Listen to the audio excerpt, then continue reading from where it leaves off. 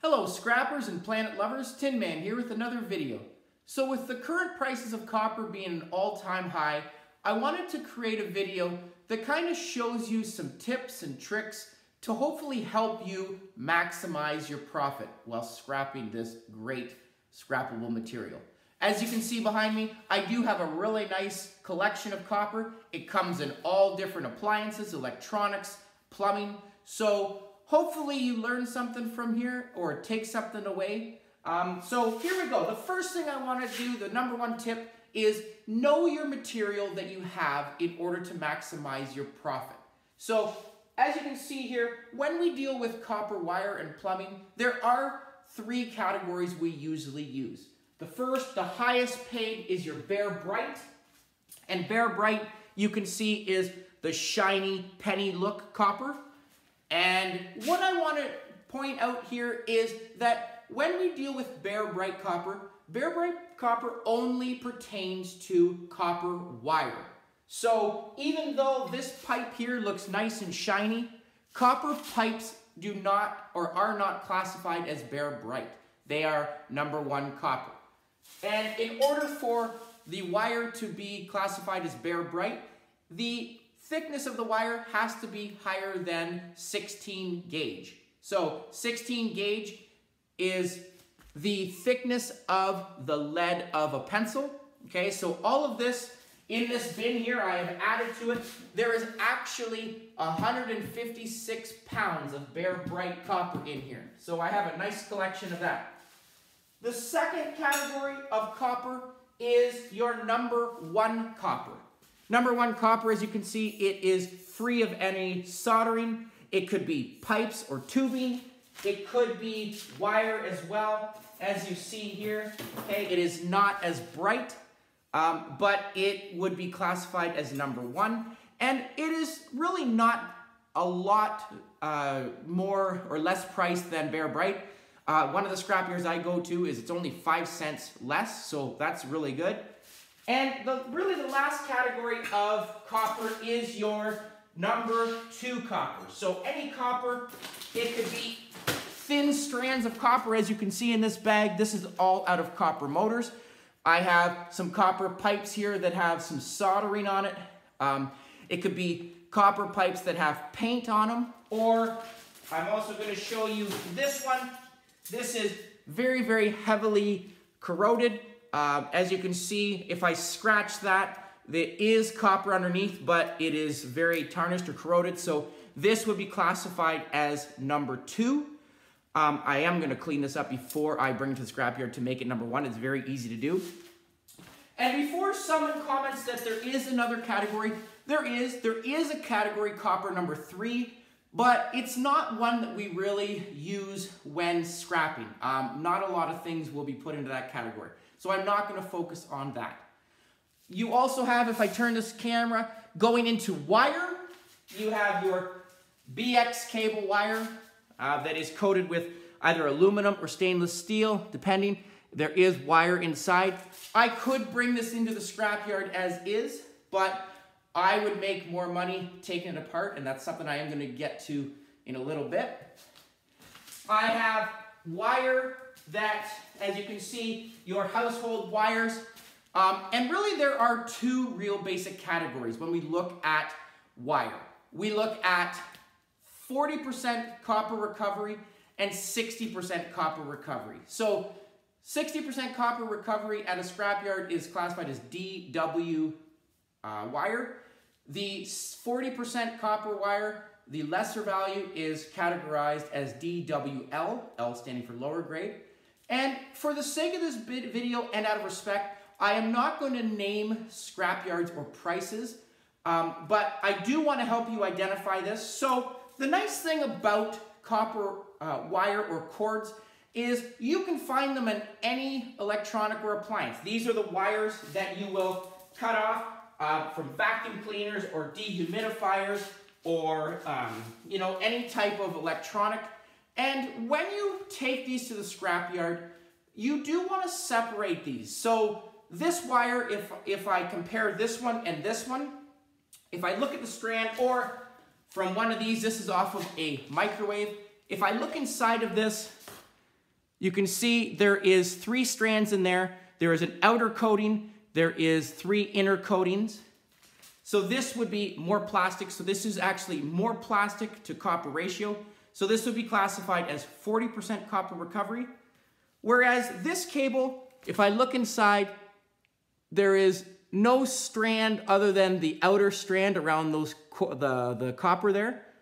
Okay, so this would be less plastic, more copper. So this would be classified as your 60% copper recovery. So there is more copper inside of there. Okay, so those are really the 2 basic ones that you have. And with wiring, you do have Christmas lights as well. That could be its own category, or you can upgrade that.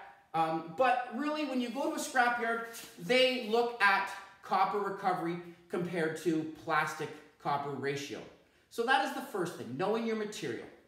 Second question or second tip, to strip or not to strip. Should I buy a wire stripper? So the first thing I want to say about wire strippers is I have one. It's over here. I love this thing. Okay, but again, it all depends on the person and how much copper wire you have. If you have a lot of copper wire, it might be worth getting. I've seen people use knives. I've seen people use X-Acto knives. I've seen people use just razors. And for me, this is the easiest, less dangerous chance of being risks, but it does also have to take into consideration the cost value. This did cost me $230, but as you can see behind me, that big tub of Bear Bright, it was worth it because I could times 150 times current price of Bear Bright at $4.55. I made my money back tenfold. So, well, not that much, but you know, you get the idea. So some people would look at it and say, it's not worth my time. I don't have enough material. And that is something that you have to take into consideration. The other thing you have to take into consideration is when we say to strip or not to strip is, should I strip the wire that I have? Some wire, you will actually lose money if you take the outer coating on. So if I look back at the microwave cord here, as I was looking at earlier, there is a really thick outer plastic cover. And if I was to strip this off, yes, the inner cords would become 60% copper recovery, which is great. It upped the value. But I lost substantial amount of weight from the outer coating. So really, there is a balance. And I do actually have a video on showing you what wires to strip, which ones not to strip. So if you're interested in that, please go check that out. But again, it all depends on the different wire. Here is another example I have. This is Romex wire. This is your household wire. There is, as you can see inside, 3 strands. There's an inner one that's clean. There are 2 that are coated. It's a double coating. So this as is would be classified as 40% copper recovery. So the nice thing about this, I do not need a wire stripper. If I took a knife, that's all I'm doing right here. And this was a trick that my brother taught me. All I'm just gonna do is first of all pierce it. There it is, I'm gonna grab it. There it is. So now I have one nice thick wire. This is bigger than 16 gauge. So this is now, because it's nice and Bear Bright, this is going to go into Bear Bright. I have 2 now wires that are one coated, single coated. So this is now going to be 60% copper recovery. And because I have a stripper, I could go one step further and strip this down, which I will. But if you don't, given the weight of this and the thickness, this is definitely worth more than if I was to get the 40% copper recovery with the outer wiring on, because this weighs very little. So it depends on the wire gauge, okay? And just to quickly show you how efficient and how nice it is having a copper stripper or a wire stripper, because you can also strip aluminum, but that's not the focus of this video. This is a nice piece of LVT wire. So LVT wire you have in connecting up to your garage doors. It goes to some places in the furnace. This is an older style because this was an older house that I got it from. But as you can see, I have a huge spool of it. And the nice thing about this, if I look inside, this would be classified as 40% recovery because there are some strands inside of here with an outer coating. But if I bend this, the wires are very thick and the outer coating does not actually weigh that much. So watch how easy this is. I'm gonna turn this around. Actually, I'll turn it to the side so you can see. Watch how quick I get through this spool. This is just a basic drill-powered stripper. I've already set the blade. And, I need my battery, so just a second.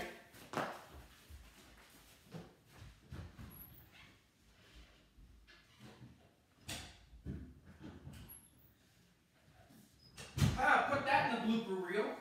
That's not good. Can't run a battery-powered drill without a battery. There we go. Put that in the bloopers. So here we go. Watch this. Put it in the hole. I'm just doing spools of it. Look at that. I just turn it up.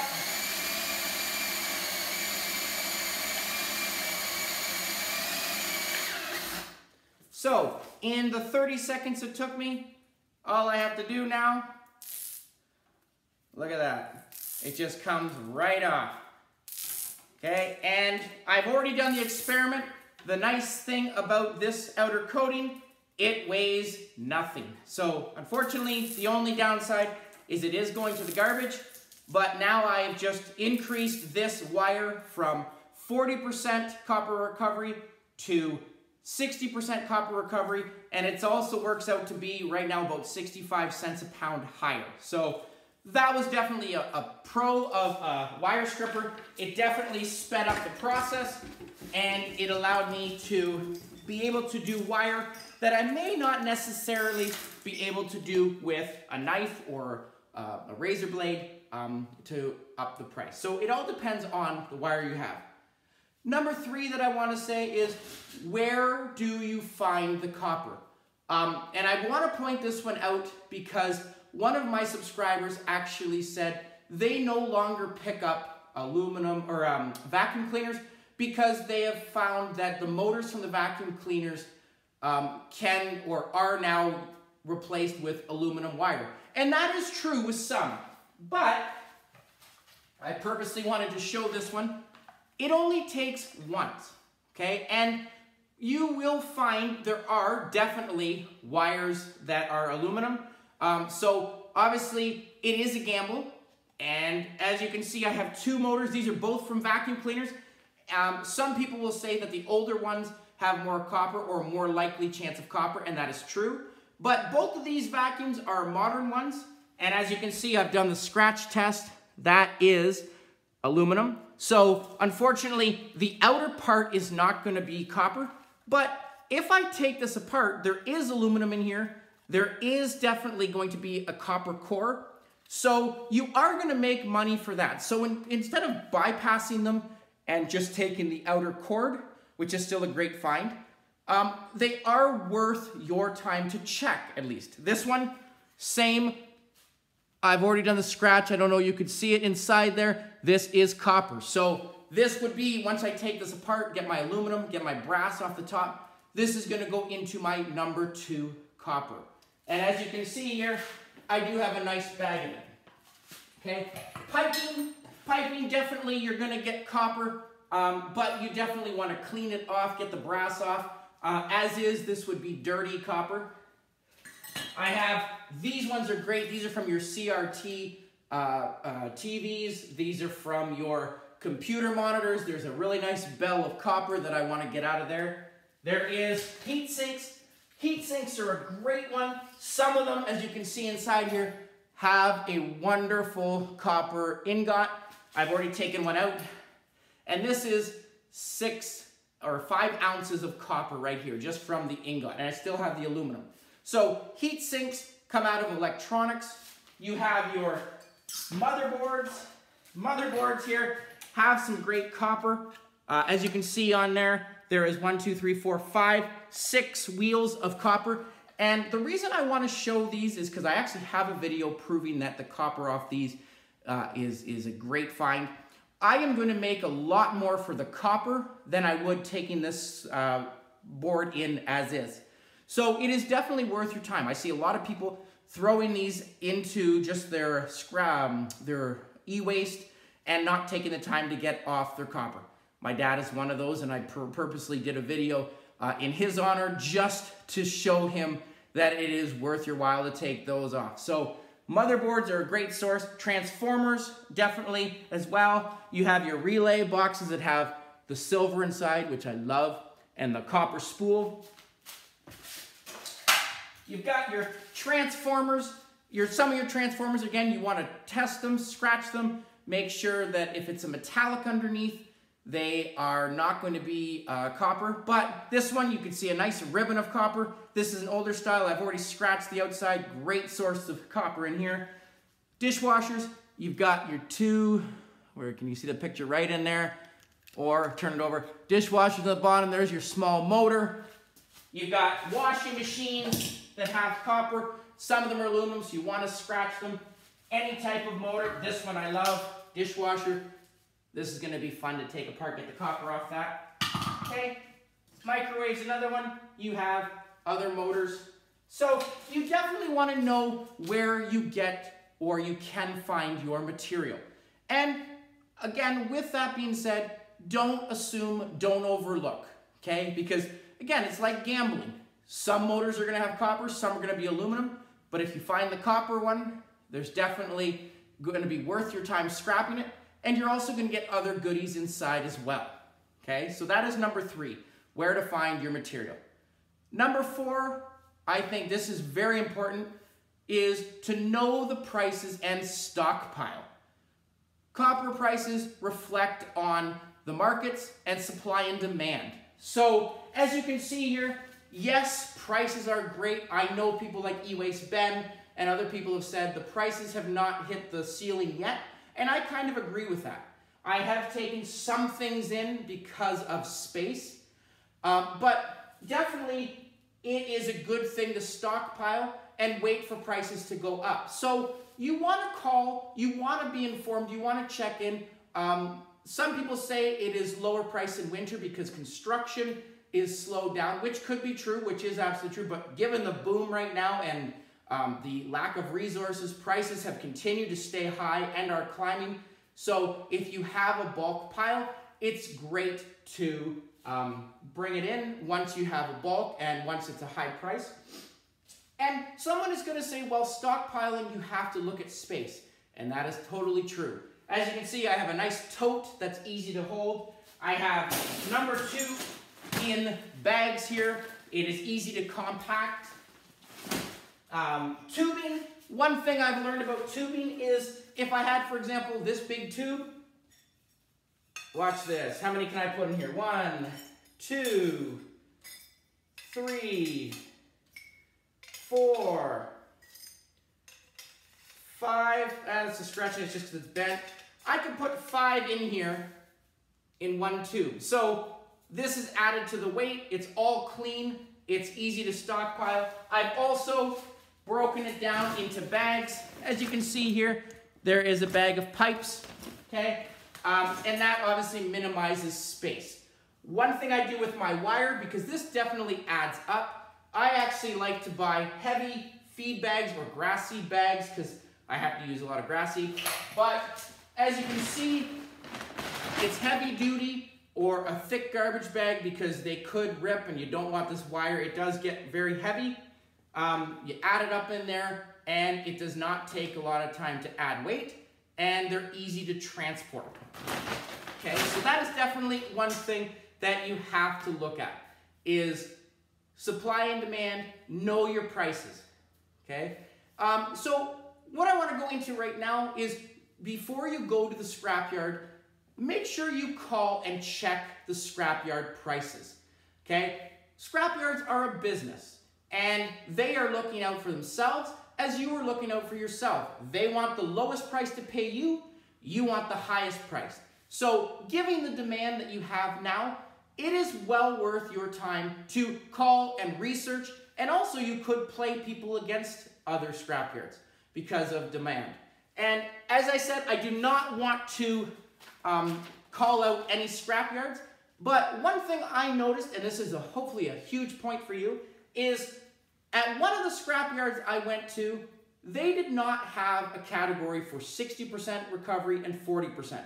They put it all together and put it at just low grade or mixed wire, and they were gonna give me 30 cents a pound, okay, which is ridiculous given the cost of price of copper right now. Another scrapyard I called, they were going to give me $1.21 a pound for 40% recovery and $1.81 a pound for 60% recovery. And I have the proof right here. I highlighted it. I'm not going to show totals, but that's all right. You can see it. I don't care. The first one is 1S wire, so that's aluminum. What you see in yellow is your 40% recovery. I had 268 pounds of it, and as you can see, they paid me $1.21 a pound for that. The red, I had 82 pounds of 60% recovery, and they were paying me, so I'm not lying, $1.81. Okay, so, and this is Canadian, okay? So, for a little drive, I upped my price from 30 cents to $1.21 or $1.81. So it was definitely worth my time calling, definitely worth the drive, okay? And someone might say, well, you can negotiate with scrapyards. You may be able to up that a little bit, but again, it depends on the scrapyard and it depends on supply and demand, okay? So you definitely want to know your prices. And definitely, as I said, shop around. You have no loyalties to scrapyards. You could be friendly, of course, honest, but in the end, you're there to make your max profit, as they are. So that is something I want you to remember, hopefully. And the other thing about stockpiling is some scrapyards will offer a higher price for higher quantity. So because I had more than 100 pounds, they would offer me more money for my scrap. So there is another bonus of stockpiling and also playing the market, okay? So if I was to bring that lower grade wire in under 100 pounds, it may have been $1.60, so 20 cents less. So again, it depends. That is definitely a bonus of stockpiling as well, okay? So, and some scrapyards don't do that, some will. So that is where you want to do the research for yourself. Last thing I do want to point out, one of the most important when you go to the scrapyards is have it sorted. Scrapyard men work very hard, and women work very hard. They don't have the time to sort through your stuff. So there are a few options what they do. Not only are they going to get upset, but if I was to have all my wire mixed together, they're going to give you the lowest price. And same with my copper tubing. If I had some that was number 1, some that was number 2, they will give you the lowest price because they don't have the time to sort through it. So it is your responsibility and probably beneficial to you for sure to sort it. So that way they will take it. And the other thing is when you know your material, that makes it less chance for them to be able to persuade you for a lower amount. When I went into the scrapyard, I was very adamant of saying, this is 40% recovery, this is 60. They knew from that I had some knowledge and there was less questioning, and they also looked through it, realized that I had the right material, it's sorted in the right way. So it was an easy, smooth, quick transaction, and I got paid and was able to get out quickly. So definitely have your stuff sorted, or you are going to get lower price. And with anything, I guess I could also say, be honest. I've seen some people try and beat the system by putting bricks on their trucks to weigh down the weight. I've seen some people put sand in their wire or some type of debris or something. Scrapyard men and women are not dumb. They know the tricks, and if you are trying to upset them or cheat them, they will penalize you, and also it will hurt your reputation. Okay? And the last thing I do want to say is, again, when it comes to piping, as I said, a lot of people, when you bring this in, this right here, This is a nice piece. This would be number 2 because it has all the soldering. But I did put a small incision there, and I am going to bend that off using a ply. Oh, there we go. So I've separated it. There is going to now be my number 1, number 2, okay? And even though this doesn't look like a lot, for an extra 70 cents a pound, it definitely adds up. So everything adds up, okay? So hopefully that was informative. Hopefully you take some of those tips and tricks. You may not agree with everything, but I'm hoping you get something out of that. Again, thanks for watching. Hope you enjoyed the video. Like, share, subscribe, and I'll catch you on the next one. Tin Man out.